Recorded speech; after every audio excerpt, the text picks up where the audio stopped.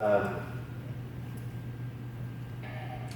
Let me keep going here. We'll go to our next slide.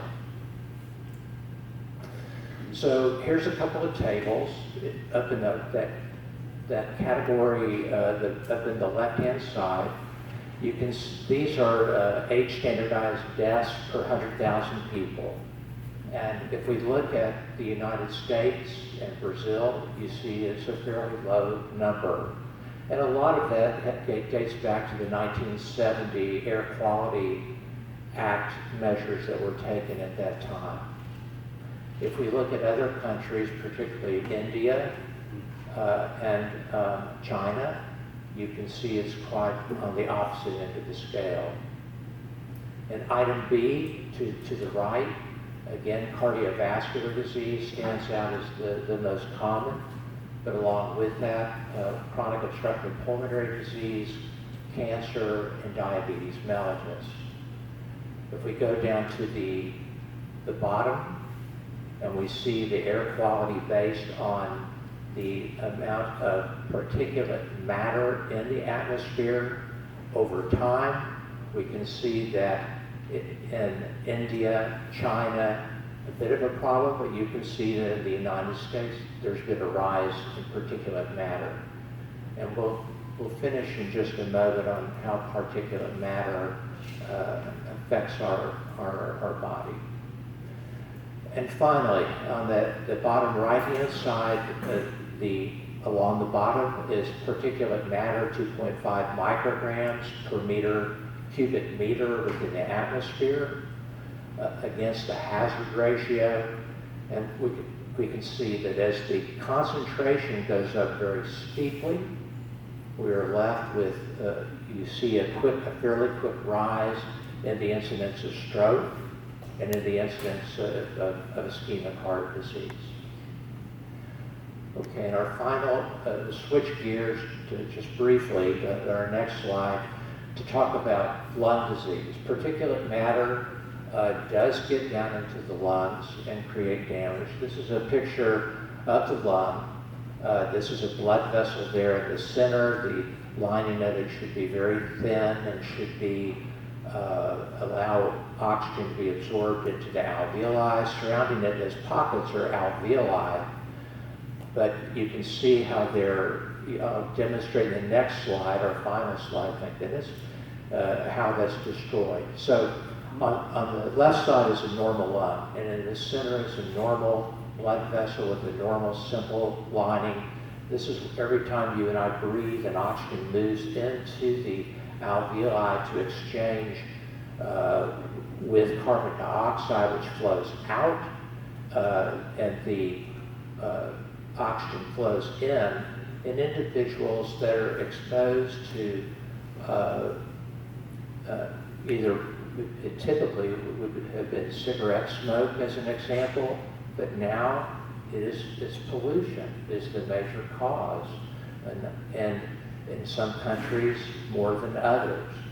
But what happens is those little walls that you see that are broken, those are the alveoli where air exchanges, oxygen exchanges with that central bronchiole, that central airway, and the airway itself becomes very inflamed. It becomes smaller, it becomes thickened, it has a lining of mucus rather than having a healthy lining. So it's difficult for oxygen to move into the alveoli. It's more difficult for carbon dioxide to move out of the air, out of the lungs, and back into the bronchial tubes. So chronic obstructive pulmonary disease, which used to be like the 7th cause of death in the country, is now number 3. And does anyone know where the word obstruction comes from with obstructive lung disease? Why do we make that term? It's very simple. You can imagine taking a breath in and blowing it out, but if the airways are collapsing because they're not being supported by damaged alveoli, the bronchial tubes are small, so when the lungs expand, the air goes in okay, but it won't come out. So they're left with what's called air trapping. And the problem they get into is that the lungs get very barrel-chested. Lots of air inside the lungs, even when they've blown all the air out that they can.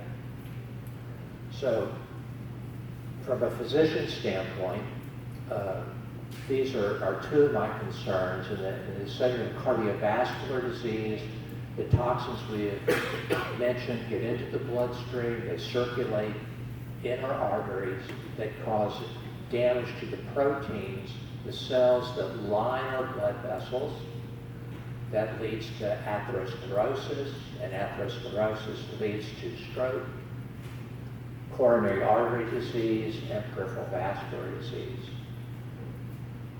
Pollution in the environment leads to damage to alveoli, which leads to damage to your bronchial tubes because they're not kept supported and expanded fully.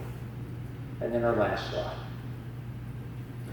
So, Lavaca Bay Foundation, we're a new organization. Overall, we do have some goals, but one of ours is to try and involve students. And I'll finish by saying as Lavaca Bay president, regarding the Matagorda Ship Channel, our major concerns are what they're going to do with dredge material and how they're going to handle that cleanly. And I'm also disappointed at their website, which they're advertising as a clean source of green source, but their website is literally 2 pages and doesn't say anything new over what they've been saying in the past. There's other concerns I have, but I can't think of it right now. Doctor, yes, how about it, Dr. Paul? Since you see so many local people, would you say you have a higher incidence, an average incidence of, because what I learned right now is that I should be more worried about my heart than my lungs. Is that correct, or is that wrong? I think that individuals that in our country that are more closely associated with these products being put into the air would have more to worry about. I think for the average individual out in the community, it depends a bit on where you live. When I go to see my son in Houston and drive through Herman Park, where you got traffic going both ways, I worry about these people that are jogging right along the traffic. They're breathing in a lot of carbon monoxide. And let me digress just for a second, because when you think about heart disease, you think that it's a chronic process, and it is. But pollutants can cause problems acutely. And I'll give a simple study that was done by the American Heart Association, taking 20, 50-year-old men that had had heart attacks, and they put them on exercise bicycles, a stationary kind. And they put them under moderate exercise stress, seven metabolic units of energy, which I think everyone in this room could probably do. And so then they exposed them to diesel fumes, not directly. They came up with a concentration that was identical to what would be in your car if you were driving in Houston on the Southwest Freeway at rush hour. So something like that. In other words, a diluted diesel fuel coming through your car air conditioner into your car. And then the same group, they used it as a placebo group by having them exercise just breathing purified air. And in those folks, then they put them, after each test, they looked at their electrocardiograms and saw that the individuals breathing the diluted, we'll call it, or downgraded diesel fumes had ischemic changes on their electrocardiograms during stress. So it happens now. So if you have heart disease, you really need to be careful around polluting sources. And I remember the other thing I'm happy about that report sorry to digress back to that. It's those pumps they're going to use to pump the oil in. There's going to be all kinds of fossil fuel from that. And so I really hope,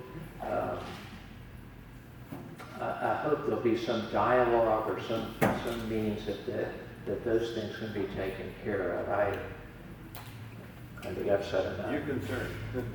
Well, I mean, as someone who used to put out ozone action alerts on a daily basis and tell people, hey, don't go outside, old people, young people stay inside, and don't drive, and they're going, what do you mean I don't drive? We have to cut down the amount of emissions we're putting out. This was Los Angeles. But, you know, we're blessed here by the sea breeze. But check out Pasadena, Texas, see how they're doing with the sea breeze, and it's overwhelming. So yes, be careful with your heart and your love. Dr. Bunnell, we're going to continue this discussion, you and me, afterwards. Thank you again, Dr. Bunnell. Folks, do you want to take a 5-minute break? Do you want to take a 5-minute break? Just a little, you know, walk around. Don't go too far away. We've got some great speakers coming up, and we continue learning more and more about the world that we live in. And then Mr. Aaron Pina is going to talk to you about Mars.